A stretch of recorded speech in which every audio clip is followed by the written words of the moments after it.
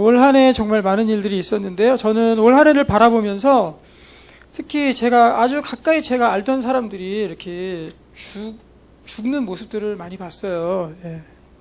그러니까 그 사람들은 저를 몰랐는데 저는 잘 아는 사람들, 뭐 연예인들 중에서 신해철 씨라든가, 돌아가신 것 같다고 웃으면 안 되죠. 예. 뭐 레이디스 코드의 누구죠? 예, 그분이라든가 아니면 그런 분들이 이렇게 제 옆에서 바로바로 이렇게 돌아가시는 것들 보면서 정말 제가 이게 웃기려고 한 얘기는 아닌데 왜 웃으신지 모르겠어요. 그래서 정말 안타까운 일들이 많이 있었습니다. 우리 옆에서 정말 또 죽으신 분 중에 하나가 예수님이죠. 예수님 우리를 위해서 죽으셨습니다. 오늘은 좀 예수님에 대해서 예수님 자체만을 좀 바라보면서 예수님을 좀 이 설교 시간에 같이 묵상하고 우리가 가슴으로 좀 느끼는 그런 시간이 되었으면 좋겠습니다. 그래서 오늘 이제 예수님이 오신 날이 얼마 안 남았는데 그것을 바라보면서 우리가 정말 예수님이 왜 오셨는가, 어떤 모습으로 우리 가운데 오셨는가, 이런 것들을 우리가 바라보면서 정말 예수님의 사랑을 다시 한번 느끼는 시간이 되었으면 좋겠습니다. 그 예수님의 이제 비유 중에 오늘도 이제 하나인데요. 비유들을 보면은 여러 가지 자연들을 가지고 예수님께서 많은 비유로 삼으셨습니다. 그 중에 하나가 들의 백합화, 또 공중의 새들, 또 목자와 또 양들, 그런 자연을 소재로 한 그 모든 비유들은 이 평화와 안전과 질서 속에 다 갇혀 있습니다. 그래서 아주 평안한 모습으로 질서 속에 있습니다. 어제도 저는 이제 이 전내인 집사님의 따님 되시는 그 베베양을 만나고 왔는데요. 여기서 베베양이라는 건 강아지를 뜻합니다. 그래서 강아지의 털이 너무 이렇게 은빛깔로 이렇게 곱게 정렬된 모습을 이렇게 보면서 정말 자연이라는 것은 정말 평화와 또 이 질서 속에 딱 있구나, 이런 모습을 다시 한번 이렇게 깨달았습니다. 그래서 강아지를 보면서 제가 하나님을 묵상하는 시간이었습니다. 근데 이제 거기에 인간이 끼어들기만 하면은 항상 그 극적인 긴장감이 오고요. 오늘 이야기도 그렇죠. 뭐 죽이고 막 학대하고 막 학살하고 막 이런 얘기입니다. 갈등과 우울과 몰락과 이런 요소들이 인간이 끼어들었다면 그런 모습들이 나타납니다. 오늘 본문의 이 사악한 포도원 지기의 비유에서도 역시 예외가 아닙니다. 첫 번째, 예수님께서는 철저한 패배자로 이 땅에 오셨습니다. 영광스러운 모습은 재림 때의 모습입니다. 재림 때에는 천사장의 나팔 소리, 구름을 타시고 이런 영광스러운 모습으로 모든 민족이 다 보는 모습으로 오시지만은 초림 때에는 정말 초라하고 패배하는, 또 죽음으로 가는 그러한 안타까운 모습으로 오셨습니다. 그래서 승리를 위해서는 반드시 패배가 있어야 됩니다. 이것이 하나님의 원리입니다. 오늘의 비유 이야기는 하나님과 인간의 바로 이 충돌, 이 포도원이라는 이 배경에서 충돌하는 모습을 삼고 있는 이야기입니다. 여러분들은 어떻게 보면은 이 소작인이죠, 소작인. 여기에서 이 그 포도원 지기들은 소작인이 주인의 종을 그렇게 막 때리고 학살하고 이런 소작인들이나 고용자들을 본 적이 있습니까? 가끔 뭐 볼 수도 있겠지만 별로 없지요. 그래서 정말 따끔한 맛을 보여주고 싶은 그런 주인을 우리가 여기서 보지 않습니까? 그렇지만 주인은 그런 모습으로 이들에게 다가오지 않습니다. 그래서 여러분들 어떨 때는 우리가 정말 원하는 대로, 정말 우리 마음대로, 또 어떤 때는 미친 듯이 그렇게 또 고집스럽고 그런 모습으로 우리가 행동할 때도 있지만, 하나님의 신실하심은 우리의 어리석음보다 항상 더 위대하십니다. 여기에 있는 포도원지기들의 이런 사악한 모습보다도 하나님께서는 더 그 너그러움을, 더 높은 너그러움으로 이들에게 다가가고 있습니다. 우리는 형편없이 행동하고 마치 하나님이 안 계신 것처럼 우리 사는 모습들이 그렇게 하나님을 대하는지도 모르겠습니다. 그렇지만 하나님께서는 여전히 우리 가운데 충실하시고, 또 우리 가운데 우리가 눈밖에 나는 것을 허용하지 않으시려고 노력하십니다. 그래서 하나님은 자신의 그 예언자들, 구약 성경에 보면 많은 예언자들이 있습니다. 예언자들을 계속 경고하기 위해서 백성들에게 보내십니다. 그래서 안 듣고 하니까 결국에는 누구로 보냅니까? 바로 그의 아들이신 예수 그리스도를 우리 가운데 보내주셨습니다. 그래서 이 거룩한 투쟁에 바로 예수님을 투입하신 것입니다. 마침내는 그 하나님은 그 자신의 아들을 보내면서 그 아들조차 자신의 소유물인 그곳의 소유주가 진정한 소유주 누구입니까? 아들이죠, 아들. 상속자 아들. 또 이 땅의 소유권은 누구에게 있습니까? 바로 예수 그리스도께 있죠. 그런 소유주이신 그런 하나님의 아들, 그분이 이렇게 오셨음에도 불구하고 우리 가운데 환영받지 못했습니다. 우리는 크리스마스가 되면은 막 환영하고 들뜬 마음으로 예수님 오셨다 찬양 부르고 하지만은 예수님 막상 오셨을 그 당시에는 예수님께서 철저히 환영받지 못했고 또 어린아이로서의 그런 기본적인 대우조차 받지 못했습니다. 우리 하율이가 요새 계속 교회에 오고 있는데요. 정말 이렇게 따뜻한 곳에 또 이렇게 포대기로 쌓인 채로 또 귀하게 이렇게 어떻게 보면은 우리 가운데 있지 않습니까? 근데 예수님은 어린아이로 오신 그 상황 가운데서도 그 기본적인 것조차 우리 인간들에게 받지 못하셨습니다. 그래서 짐승의 마구간에 내던져지고 끝없이 또 그 내던져진 그 마구간은 왜 갖게 됐습니까? 피신 중에 간 거죠. 학살을 피하기 위해서 가던 도중에 이런 피난민의 여행길 가운데 이렇게 추방되셨습니다. 그래서 예수님께서는 마침내 죽이기에 앞서 보다 깊은 암흑의 그런 외로움 속으로 결국은 들어가셨고요. 또 그들의 영혼을 위해 애쓰셨습니다. 그래서 이런 말씀이 있습니다. 오 백성아 내 백성아 암탉이 병아리를 모으듯이 내가 몇 번이나 내 자녀를 모으려 했던가 그러나 너는 응하지 않았다.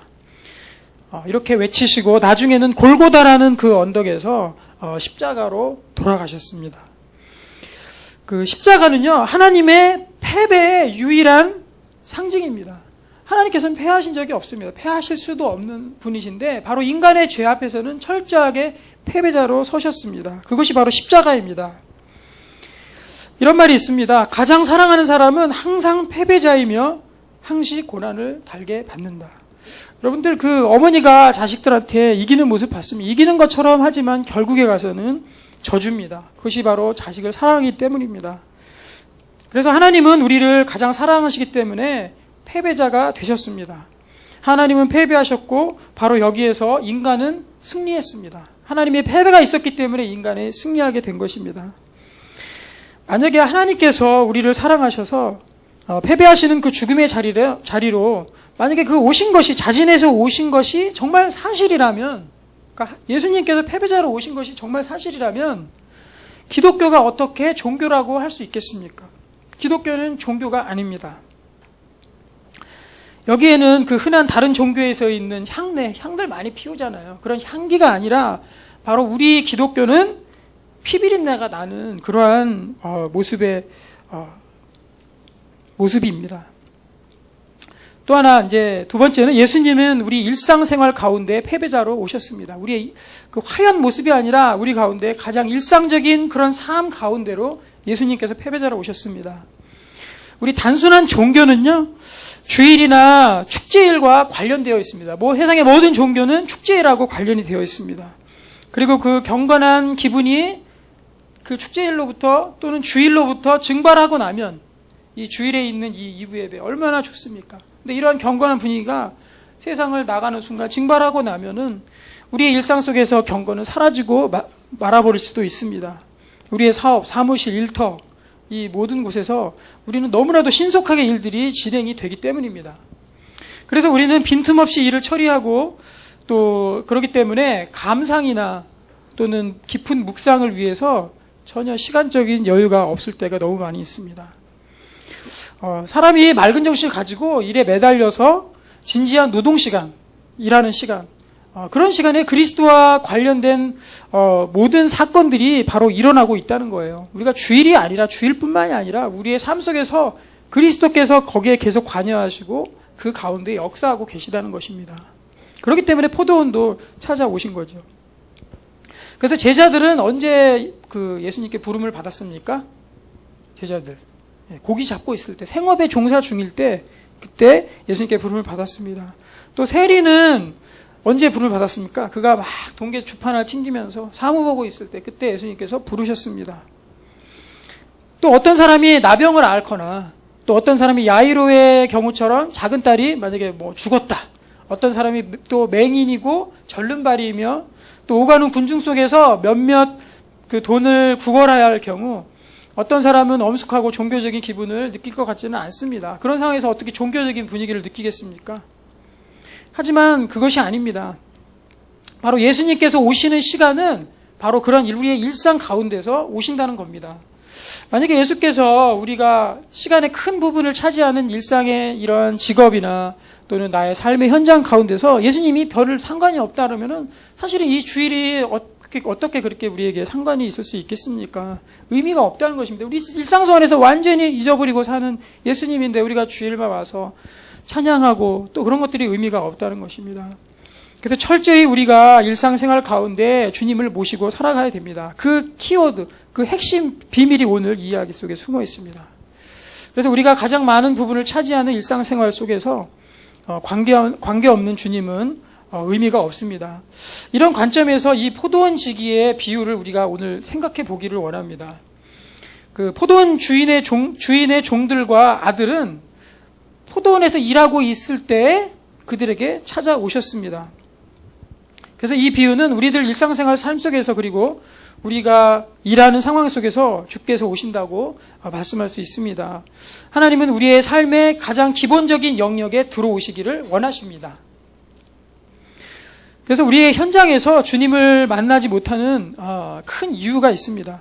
우리가 현장에서 주님 나는 못 느끼겠다. 일주일 동안 내 삶 속에서는 주님은 어디로 가셨을까? 이렇게 못 느끼고 주일만 조금 느끼는 것 같습니다.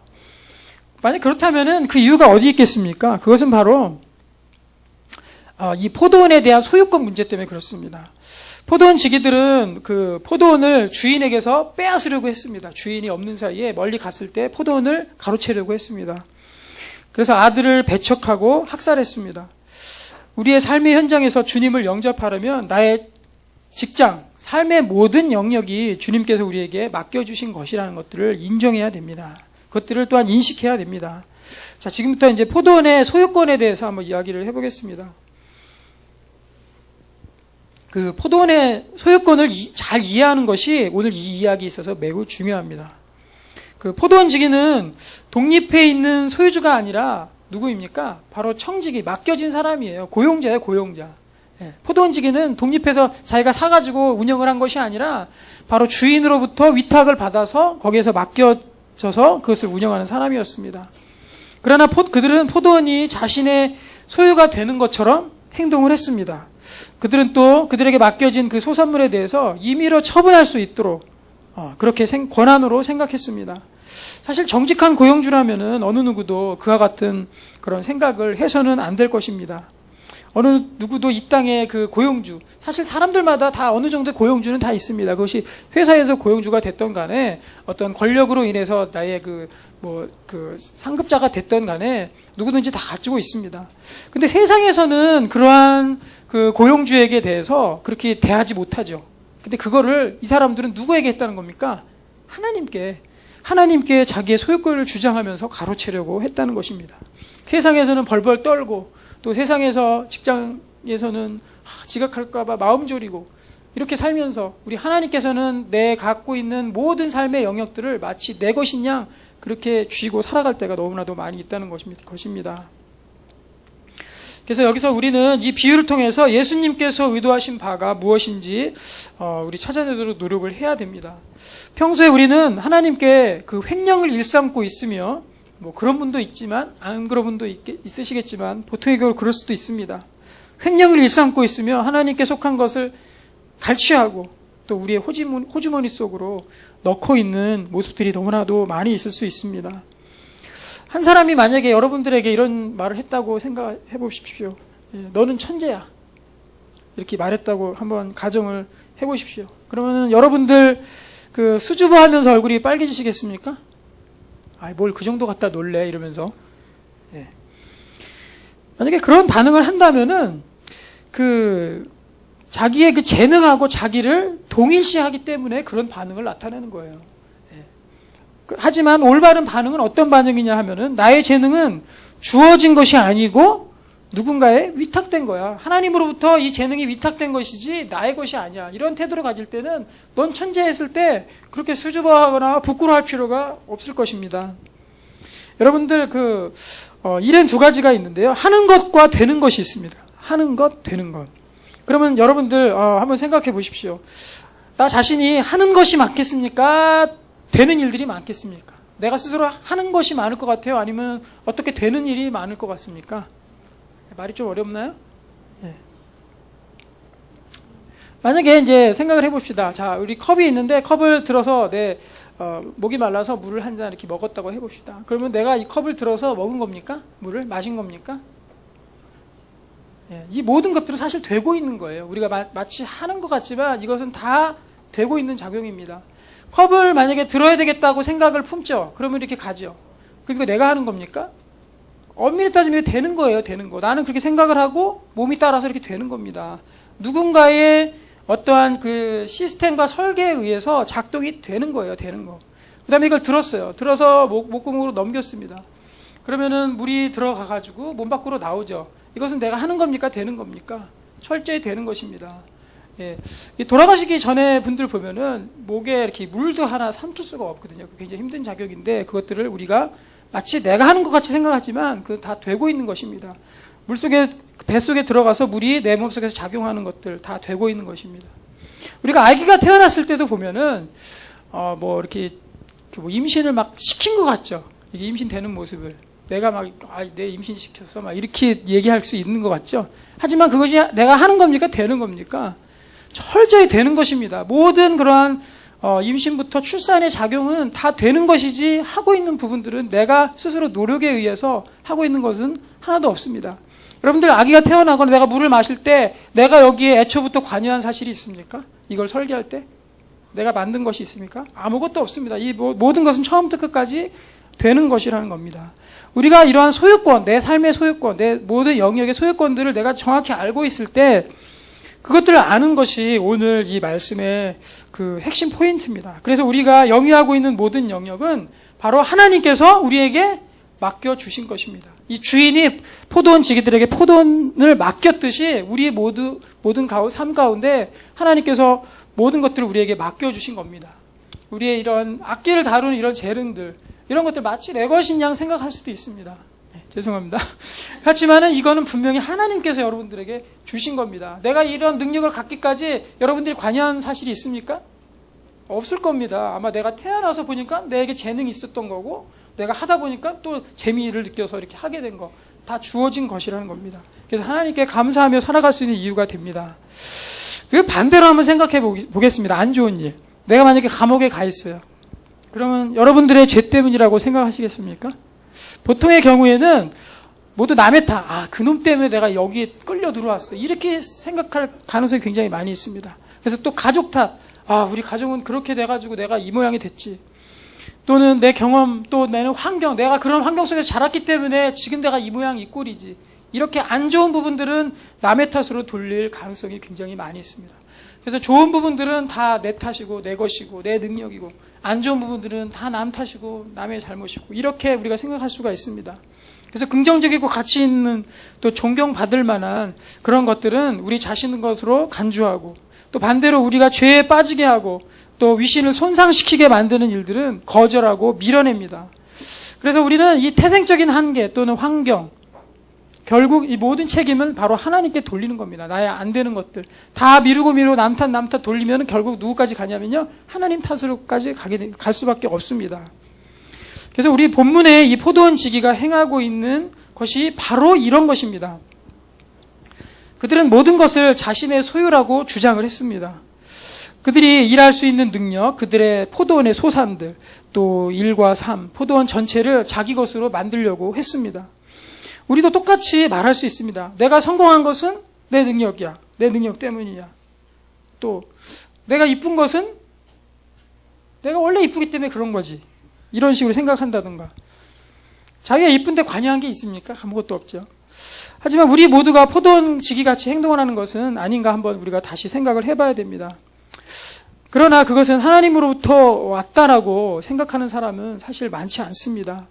하나님께로부터 왔다는 것을 아는 것, 하나님께로부터 왔다는 것을 우리가 알고 인식하는 것, 이것으로부터 모든 신앙이 시작이 됩니다. 신앙의 출발이 바로 거기라는 거예요.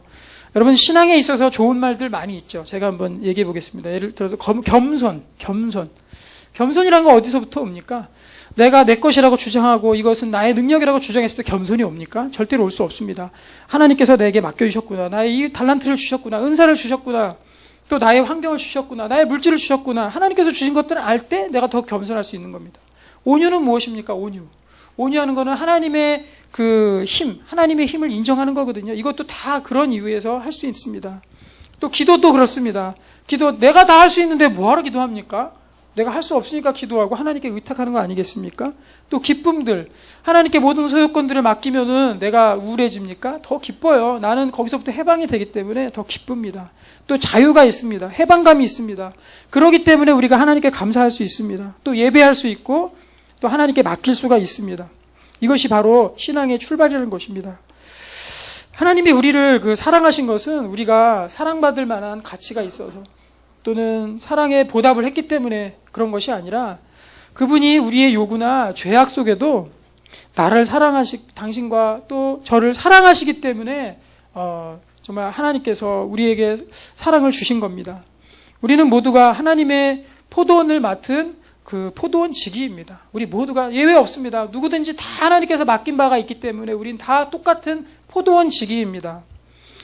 이 포도원 지기 우리는 참으로 어디에 지금 내가 위치를 서 있는지 그것들을 우리가 반드시 생각해 봐야 됩니다. 내가 하나님께서 맡겨주신 이 포도원 가운데 내가 과연 지금 나오는 이 포도원 지기 같은 모습으로 서 있는지 아니면 하나님께서 주신 그것들을 우리가 누리면서 살아가고 있는지 어떤 위치에 서 있습니까? 이것을 우리가 반드시 점검해 봐야 됩니다.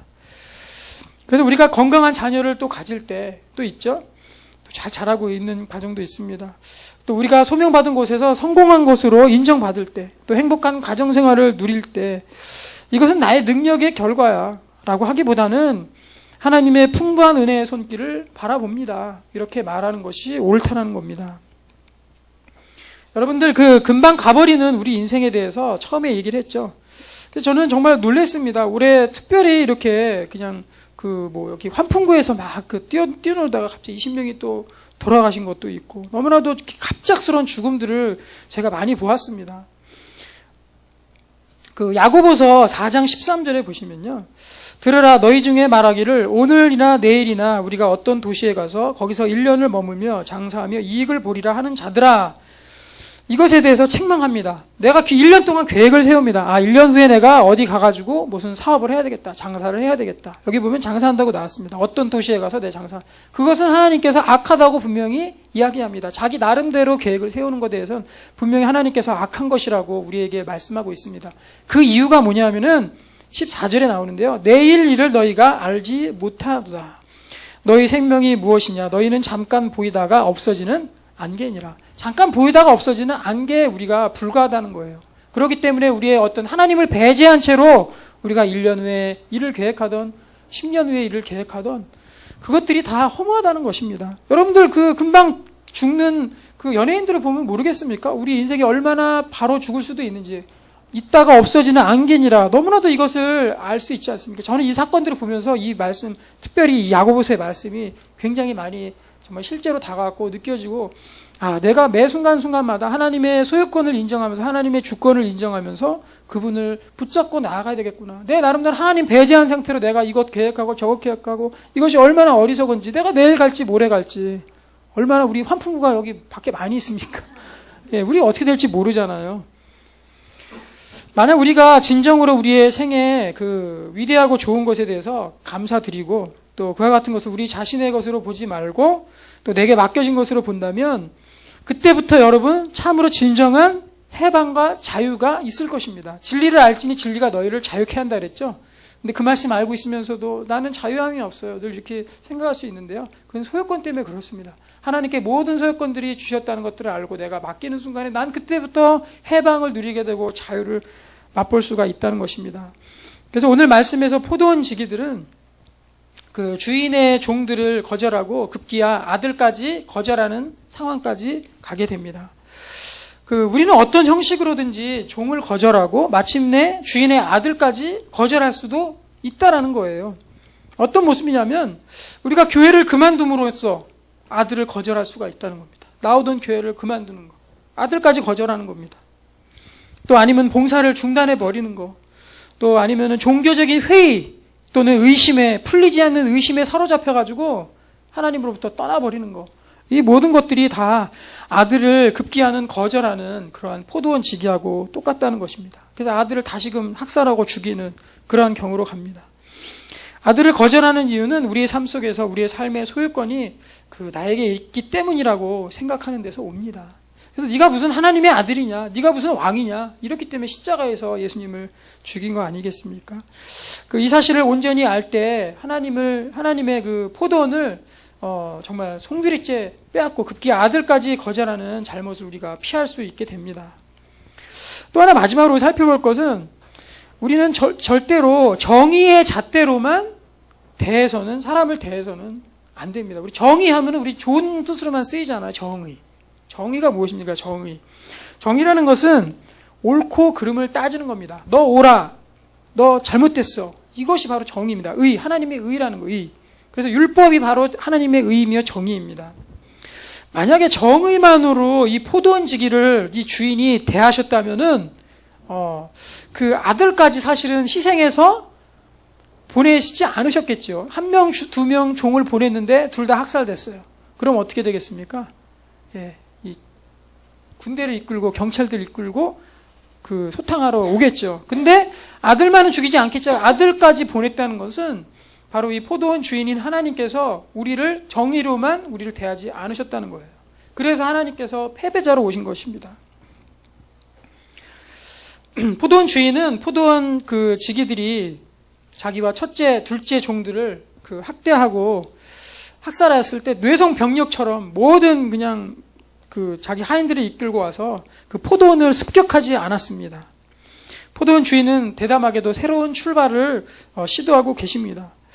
여러분들, 복음이라는 건요, 하나님께서 냉혹한 죄와 그런 보복의 법칙을 깨트려 버렸고 세상의 이 비극적인 혼란 가운데서 이것들을 종식시키고 우리와 새 출발하시기 위해서 하나님께서 오셨다는 거, 이게 바로 복음입니다. 세상은 여러분들 철저히 보복의 법칙이 지배하고 있습니다. 그래서 여러분, 층간소음 때문에 사람 죽인 거 아시죠? 서로 위에 집 이웃들 막 죽이고 이런 모습들이 있지 않습니까? 그것이 바로 보복의 모습입니다. 층간소음이 있을 때 위에다가 사이렌 틀고 안 되면 가서 칼로 찌르고 이렇게 된다는 겁니다. 그래서 그것은 오히려 하나님께서 나를 자기 자녀로 바르게 대우하시고 또 시포하신다, 그러한 하나님의 의도들을 의미합니다.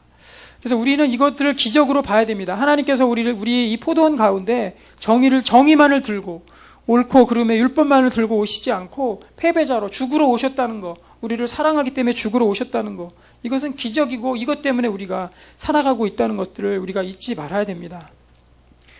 말씀을 정리해 보겠습니다. 하나님은 이 역설적인 구원의 방법을 사용하셨습니다. 이 구원은 철저히 역설적인 방법입니다.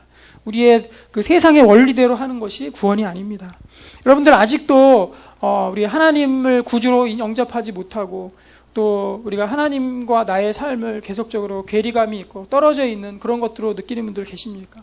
그렇다면 이 포도원지기의 비유를 잘 보면서 우리가 과연 하나님이 없을 때 내가 과연 이 세상 살아갈 수 있을까? 또 내가 금방 죽을지도 모르는 이러한 상황 가운데 내가 도대체 무엇이 잘났기에 내가 내 모든 능력들을 의지하면서 내가 살아가는지 다시 한번 생각해 봤으면 좋겠습니다.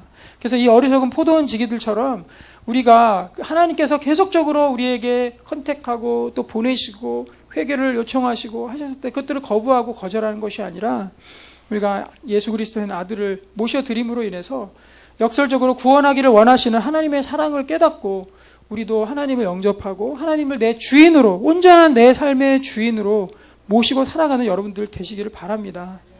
그리고 우리가 기존에 잘 또 신앙생활하고 계신 분들은 더욱더 이 예수님께서 오셨다는 이것들을 우리 기쁨으로만 또 볼 것이 아니라 승리는 이 패배 뒤에 옵니다. 예수님께서 부활하셨을 때 그때 승리가 옵니다. 부활절은 우리가 기쁨의 사실은 시간이 되어야 합니다. 하지만은 이 성탄절, 이것은 우리가 승리만을 볼 수 없습니다. 마구간으로 오셨고 또 죽으러 오신 예수 그리스도를 묵상하는 시간이 되어야 합니다. 그래서 그것들을 우리가 묵상하시면서 이번 우리 성탄절을 좀 보내는 것도 참 좋은 의미가 있다고 생각을 합니다. 그래서 우리 철저한 또 말구의 패배자로 오신 그 예수님의 은혜를 그 바로 알고 나의 소유, 그동안 내가 잡고 있었던, 내 손아귀에 잡고 있었던 소유들을 이제 놓으십시오. 손을 피십시오. 다 놓고 예수님을 진정한 나의 왕으로, 나의 구주로, 나의 그 소유주로 이렇게 모시고, 그래서 참으로 해방된 포도원에서 살아가는 저와 여러분이 되기를 진정으로 소망합니다. 우리 같이 기도하겠습니다.